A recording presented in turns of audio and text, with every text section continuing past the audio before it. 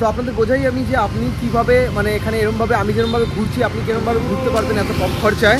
আমি যখন ফুটপাথ দিয়ে হাঁটছি এখানে ফুটপাথও বাইক চলে আসে। এখানে স্নিকার্স আছে, স্নিকার্সের প্রাইস হলো 26,000 মানে হলো $1। এবং আমি নোট কালেক্ট করি, কয়েন কালেক্ট করি, আমার অ্যালবাম আছে নিজের, পরে আপনাদের দেখাবো। এবার দেখুন জিনিসটা, এখানে স্ট্র দিয়েও খেতে হবে এবং চামচ দিয়েও এটা খেতে পারবেন, খুব সুন্দর। Thank you. Thank you. Name Emma. Okay okay okay, thank you. একবারের মতন একবার দেখে নিই সাইগন। তো চলো এয়ারপোর্টের ভেতরে চলে এসেছি, একদম 200 মিটার একটুখানি। চলো ইমিগ্রেশনটা করে ফেলি, এখান থেকে ডিপার্চার হবে, অ্যারাইভাল হবে ইন্ডিয়াতে।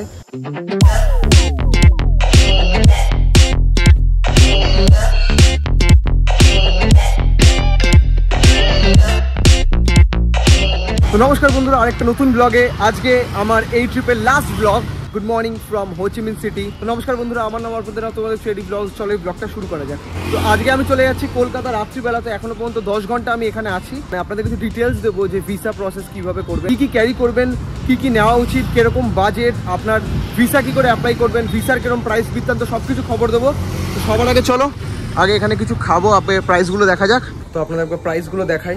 আগের ব্লগে আমি দেখিয়েছিলাম, যারা দেখুনি দেখে নাও। এখানে এরকম 39,000, লাইক এখানে নুডলস যেগুলো আছে সেগুলো 11,000, 28,000, 15,000 এরকমভাবে সব আছে। এবং এই নুডলসগুলো তো ইন্ডিয়াতে পাওয়া যায় না অবশ্যই। এবং লাইক এখানেও দেখুন কত ক্যান্ডি আছে প্রচুর। এখানে স্নিকার্স আছে, স্নিকার্সের প্রাইস হলো 26,000 মানে হলো $1। $1 থেকে জাস্ট একটু বেশি, $1 মানে 25,000। আর এখানে আমি সবচেয়ে বেশি অবাক হয়েছি এম্পিরিয়ার ব্লু দেখে, মানে আইবি দেখে। এখানে কি করে আইবি আছে আমি জানি না, লোকজনে ভাবছে হয়তো খুব ভালো, জানি না আমি। লাইক এটার প্রাইস এখানে হলো অ্যারাউন্ড 140 এটার প্রাইস। 140 মানে হলো ধরে নিন অ্যারাউন্ড $6, প্রায় কাছাকাছি $6 কাছাকাছি 140, মানে জানি না এখানে মানে কী করে বিক্রি হচ্ছে। এবং এখানকার দেখুন সোজু আছে, এখানকার রাইস ওয়াইন খুব ভালো খেতে, এগুলো ট্রাই করতে পারেন এখানে এসে। এবং এদিকে লেজ একবার প্রাইসগুলো দেখুন, 36,000 এগুলো সব এখানে এরকম করে প্রাইস আছে। এখানে কোল্ড ড্রিঙ্কসের প্রাইস এগুলো যেরকম 10,000 করে, 10,000 এই প্রাইসগুলো একদম ওকে আছে। আর এদিকে এখানে বিয়ার আছে। ওকে, তো আমি এখানে নিয়ে নিলাম এই একটা, এখানে ভিটামিন সির এই একটা নিয়ে নিলাম 6,000, 10,000। আর এখানে একটা চিকেন সসেস নিয়ে দিলাম 10,000, টোটাল 26,000 হয়েছে, মানে $1 এই খাবার। এখানেই জল পাওয়া যায়, গরম জল এখান থেকে নিয়ে নিয়েছি, লাইক ইনস্ট্যান্ট খাবো। তো বাইরে প্রচণ্ড গরম, বাইরে বেরোতে ইচ্ছা করছে না। আজকে এমনিও আপনাদের জাস্ট ট্যুর দিচ্ছি লাস্ট ডে। এটা এত ভালো লেগেছে আমার, এটা দুটো খেয়ে নিলাম, এটা আরেকটা নিয়েছি, খুব সুন্দর খেতে। এবং এখানকার আইসক্রিম দেখি, একটা আইসক্রিম খাবো এখানে। তো এই দেখুন মাইলোর আইসক্রিম, এখানে মাইলোর আইসক্রিমটা খাবো, খুব সুন্দর লাগে মাইলো দেখতে পেলে। কারণ হলো আমাদের একটা টাইম ছিল মাইলোর ফিসবি ছিল, মাইলোর ব্যাট ছিল। এবং মাইলো আমাদের ছোটোবেলায় মাইলো, মানে আমি আমার ছোটোবেলা মাইলোতেই কেটেছি। This is মাইলো ice cream. তো আপনাদের বোঝাই আমি যে আপনি কিভাবে মানে এখানে এরকমভাবে আমি যেরকমভাবে ঘুরছি আপনি কিরকমভাবে ঘুরতে পারবেন এত কম খরচায়। তো সবার প্রথম যে থাইল্যান্ডে গেছিলাম, থাইল্যান্ডের আমার ভিসা লাগেনি, কারণ visa on arrival, visa free, November অবধি এক্সটেন্ড করে দিয়েছে। আবার বলে দিচ্ছি নভেম্বর অবধি ভিসা এক্সটেন্ড করে দিচ্ছে, মানে ফর ইন্ডিয়ানস ইটস ফ্রি।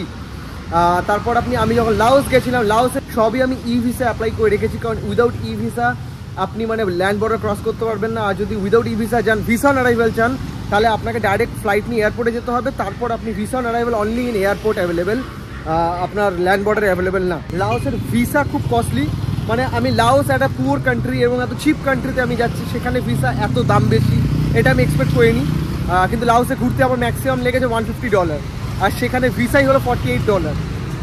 তো এটা এখানকার হলো মানে কি বলবো petrol pump.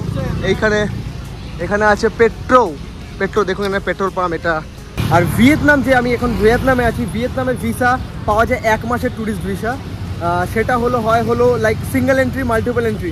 Single entry $25, multiple entry হলো আপনার $50, মানে সেম জাস্ট আপনার ডবল হয়ে যাবে।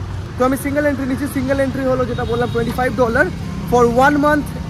মানে আর একটা এন্ট্রিতে আপনি আপ টু 1 মান্থ থাকতে পারেন, কিন্তু 1 মান্থেরই দেয়, আমাকেও 1 মান্থের দিয়েছে, খুব কম স্প্যান দিয়েছে। তো ভিয়েতনামের ভিসা অ্যারাউন্ড পড়েছে হলো আমার 2200 টাকা, আর লাওস হলো 4200 টাকা। তা আপনি ভাবুন যে একটা 2200 টাকা, একটা 4200 টাকা, দুটো কান্ট্রি এত চিপ, তারপরেও এত ডিফারেন্স। কারণ ইন্ডিয়ানরা বেশি আসছে ভিয়েতনামে, লাওসে অত ইন্ডিয়ান নেই। তো আমি বলবো অবশ্যই আপনারা লাওস যান। লাওস এখনও পর্যন্ত এক্সপ্লোর হয়নি এবং ওখানে আমি সেরকম ইন্ডিয়ান দেখিনি, যান কি ঘুরে আসুন, লাওস খুব ভালো জায়গা। একবার দেখুন কীরকম ওয়েদার করেছে, মেঘলা একদম, হালকা হালকা ঝিরিঝিরি বৃষ্টি পড়ছে এখানে। আর কত টু হুইলার, এখানে প্রচুর টু হুইলার। আমি যবে থেকে এসেছি শুধু টু হুইলার দেখছি, আর একটু অন্যরকম, আমাদের ওখানকার মতো না, একটু হালকা টু হুইলারগুলো। এখানে যেরকম গ্র্যাব এরকম অনেক জায়গায় দাঁড়িয়ে থাকে, গ্র্যাবের টু হুইলার, প্রচুর টু হুইলার। আমি ম্যাক্স টু ম্যাক্স 5 থেকে 6টা পেয়ার জামা কাপড় ক্যারি করি, এবং যেগুলো আমার আস্তে আস্তে নোংরা হয়ে যায় সেগুলো আমি কেচে নিই নিজের মতন। আপনি হোটেলে থাকলে লন্ড্রি আছে, ওখানেও দিতে পারেন। এবং লাইক যেখানে যাই সেখানকার আমি সুভিনিয়ার কালেক্ট করার চেষ্টা করি, ম্যাগনেট কালেক্ট করার চেষ্টা করি। আমি সব জায়গা থেকে ম্যাগনেট নিয়েছি, ইউনিক আইটেম নিয়েছি যেগুলো আমি কালেক্ট করি, এবং আমি নোট কালেক্ট করি, কয়েন কালেক্ট করি। আমার অ্যালবাম আছে নিজের, পরে আপনাদের দেখাবো। এবং যেরকম থাইল্যান্ডের আমি কয়েন পেয়েছি, নোট পেয়েছি, কিন্তু লাইক ফ্রম লাওস আর এই ভিয়েতনাম আমি কোনো কয়েন পাইনি, শুধু নোটই note. Lowest note in Laos হলো 500, আর লোয়েস্ট নোট ইন ভিয়েতনাম হলো 1000 ডং। এটা এখানকার পার্ক খুব সুন্দর, আমি মাঝে মাঝে এখানে আসি, এখানে একটু চিল করি। এবং সব জায়গায় খুব সুন্দর জায়গা, যে কটা জায়গা আমি এখনো পর্যন্ত ভিজিট করেছি। This is my 8th country, this is world tour season 4। এখনো পর্যন্ত সব কান্ট্রি আমার ভালো লেগেছে, যেটা ভালো লাগবে না অবশ্যই আমি বলে দেবো এটা ভালো লাগেনি। তো পার্কে ঘুরতে ঘুরতে একটা জিনিস দেখলাম, আমার দারুণ লাগলো। এখানে আছে লাইক মোহনদাস করমচাঁদ গান্ধী, এখানে না স্ট্যাচু আছে, এটা দেখে দারুণ লাগলো আমার। Be the change you wish to see in the world. দারুণ দারুণ দারুণ। ভিয়েতনামে হোচিমিন সিটিতে এই গান্ধী স্ট্যাচু, সত্যি দেখে আমি অবাক হলাম। আমি মানে অনেকদিন আমি দেখিনি যে কোথায় এরকম আছে। এবং like I am from India, তো like proud to be an Indian.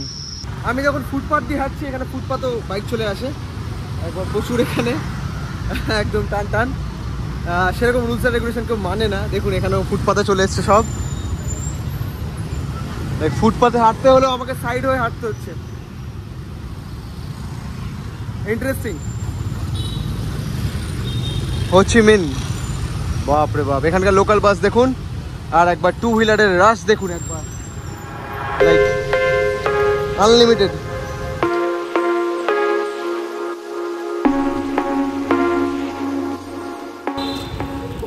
তো এখানে একটা ইউনিভার্সিটির সামনে আমি এসেছি, লাইক হোয়া সেন ইউনিভার্সিটি। এবার দেখুন এখানকার হোচিমিন সিটির ইউনিভার্সিটি।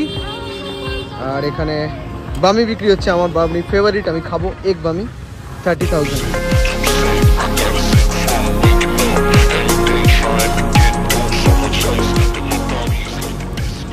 Thank you. ওকে, তো দেখুন এখানে আমি কোকোনাট নিলাম, মানে ডাব এখানে কেরমভাবে দিয়েছে দেখুন একবার, like this is the thing. সব কিছু কেটে এর মধ্যে দিয়ে দিয়েছে, আর ওইখানে মানে ইয়েগুলো রেখে দিয়েছে, খোলসগুলো, আর এখানে সব কেটে দিয়ে দিয়েছে একবার দেখুন জিনিসটা। এখানে স্ট্র দিয়েও খেতে হবে এবং চামচ দিয়েও এটা খেতে পারবেন, খুব সুন্দর। লাইক দেখেই খুব ভালো লাগছে। এখানকার ডাবগুলো খুব মিষ্টি হয় এবং খুব সুন্দর হয় খেতে। ইটস লাইক এখানে আসলে অবশ্যই ডাব খাবেন এখানকার, লাইক 20K 30K এরকম ভ্যারি করে, কিন্তু টুরিস্ট স্পটে হলে অ্যারাউন্ড 50-40 চলে যায়। ওকে, তো এখন 10:45 বা 9:45 বাজে, রাত হয়ে গেছে। এবার আমার বেরোনোর টাইম চলে এসছে। এটা আমার দুটো ব্যাগ লাগেজ রুমে রাখা ছিল, এখান থেকে নিয়ে বেরোবো। বুক হয়ে গেছে লাইক গ্র্যাব, কিছুক্ষণের মধ্যেই আসছে বাইক, টু হুইলার। চলো গুড বাই করার টাইম চলে এসছে। Thank you, thank you, thank you. Name? Emma. Emma, okay okay okay, thank you, thank you, thank you. ভালো লাগলো কথা বলে। Yeah, thank you. Bye bye. Yeah, হ্যাঁ, thank you, and it's a good hostel, and I should like tell my friends to stay here. It's a good hostel. Thank you, thank you, and you should come to India. Like flight. You Maybe in the future. in the future, na? Okay, okay. Thank you. Bye bye. Yeah, Bye bye. Goodbye. Sure. Good night. Goodbye. চলো বেরোতে হবে এবার, almost এসেই গেছে। Let's go. আর 4 মিনিটের মধ্যে চলে আসবে এবং আমি বেরিয়ে যাবো। এটা আমার হোস্টেল ছিল, লাইক 9 হোস্টেল অ্যান্ড বার। যদি তোমরা থাকতে চাও এখানে থাকো, অবশ্যই আমি রেফার করব। এটা দারুণ হোস্টেল, মানে ডিস্ট্রিক্ট 1। এখনও পর্যন্ত আমার দারুণ লেগেছে, এতগুলো হোস্টেলে থেকেছি, খুব ছিমছাম এবং চুপচাপ, এবং রুলস অ্যান্ড রেগুলেশন বেশ মেনটেন করে সবাই, কোনো নয়েজ নেই, কিছু নেই। তো চলো লাস্টবারের মতন একবার দেখে নিই সাইগন। Let's go. একদম রাতের চেহারা।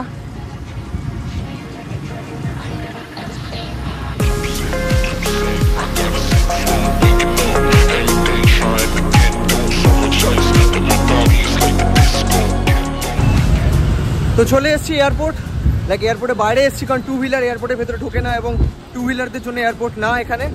এয়ারপোর্টের ভেতরে অপশান দিলে টু হুইলার পাবো না, তো টু হুইলার বাইরে জাস্ট এখান থেকে 200 মিটার। একবার দেখুন এখানে বাইকের কত ভিড়, এবং এখানে যেখানেই দেখছি শুধু টু হুইলার মানে আপনি যদি 1 মিনিট দাঁড়িয়ে থাকেন একটা জায়গায় মোড়ের মাথায় দেখবেন প্রায় হাজারে টু হুইলার আসবে। তো চলো এয়ারপোর্টের ভেতরে চলে এসেছি, একদম 200 মিটার একটুখানি। এটা একটা পার্কিং লট, এটা হেঁটে ভেতরে ঢুকছি। আমাকে টার্মিনাল 2 এর দিকে যেতে হবে, মানে ইন্টারন্যাশনাল দিকে যেতে হবে। এটা ডোমেস্টিক, আমি যখন এসেছিলাম হানয় থেকে এই ডোমেস্টিকটা এসেছিলাম, আমাকে যেতে হবে এখন টার্মিনাল 2 এর দিকে, এটা টার্মিনাল 1 ইন্টারন্যাশনালের দিকে, যেখান থেকে আমি ইন্ডিগোতে ফ্লাই করব কলকাতা, যেটা লাগবে 2 ঘন্টা 10 মিনিট। ওকে, তো এখানেই আমি কিছুদিন আগে হানয় থেকে এসেছিলাম। এখান থেকে গ্র্যাব বুক করলে এখানে গাড়ি বুক করতে পারবেন, কিন্তু টু হুইলারের জন্য আপনাকে বাইরে যেতে হবে। ডোমেস্টিক থেকে ইন্টারন্যাশনাল এয়ারপোর্টে চলে এসেছি হেঁটে। এটা ইন্টারন্যাশনাল, অবশ্যই ডোমেস্টিকের থেকে অনেকটাই ডেভেলপড, বোঝাই যায়। তো গেট আপ দেখেও বলো, এবং ইন্টারন্যাশনাল সবসময় ডেভেলপড হয় ডোমেস্টিকের থেকে। চল, এখন রাত 10:30 বাজে। দেখুন কি ভিড় এখানে, বেশ বিজি এয়ারপোর্ট। ডোমেস্টিকটা হালকা ছিল, এবং মানে কত লোক ভিয়েতনাম হোচিমিন সিটি ভিজিট করছে বাইরে থেকে, এটা বোঝা যাচ্ছে এখানে। এবং লাইক প্রচুর ইন্ডিয়ান, দেখুন একবার।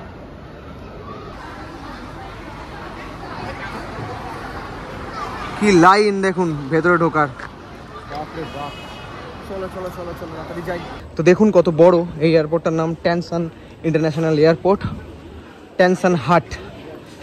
ওকে, তো চলো আমি খুঁজি ইন্ডিগোর বোর্ডিং পাস কোথা থেকে নেওয়া যায়, কোথায় আছে ইন্ডিগোর কাউন্টার। বাপরে বাপ, এখানে কোনো ইন্ডিগোর কাউন্টারই দেখতে পাচ্ছি না। তো ওকে, এখন লাইক 11:45, 11:15 বাজে, টিকিট পেয়ে গেছি। চলো বেরোতে হবে। ইমিগ্রেশন আছে এখানে ইমিগ্রেশন হবে, তারপর গেট নাম্বার 16-এ যাবো। চলো ইমিগ্রেশনটা করে ফেলি।